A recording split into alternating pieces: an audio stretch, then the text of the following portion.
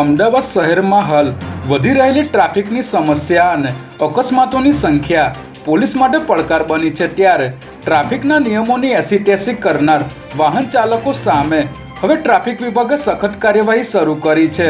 જેમાં ટ્રાફિકના નિયમોનું કડકપણે પાલન થાય તે માટે ટ્રાફિક વિભાગ દ્વારા 7,700 જેટલા વાહન ચાલકોના લાયસન્સ રદ કરવા માટે સંબંધિત આરટીઓને જાણ કરવામાં આવી છે।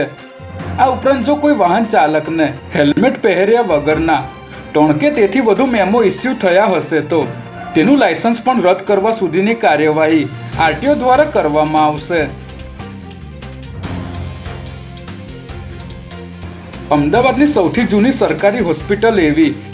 વીએસ હોસ્પિટલને ફરીથી શરૂ કરવાને લઈને કોંગ્રેસ દ્વારા આજે ટાઉન હોલ બહાર આંદોલન કરવામાં આવ્યું હતું,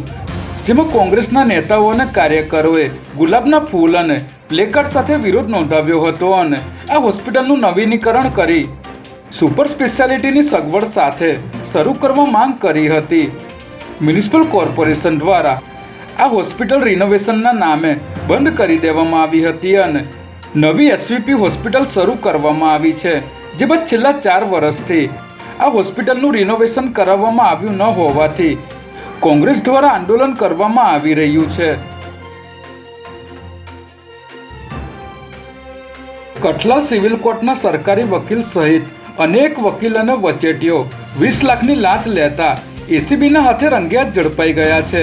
જેમાં એક ખેડૂતે કઠલાલના મિર્જાપુર ગામમાં કરોડોની જમીન બાનાખતથી ખરીદી હતી અને આ બાબતે બંને પક્ષે 2019માં કઠલાલ સિવિલ કોર્ટમાં કેસ કર્યો હતો, ત્યારે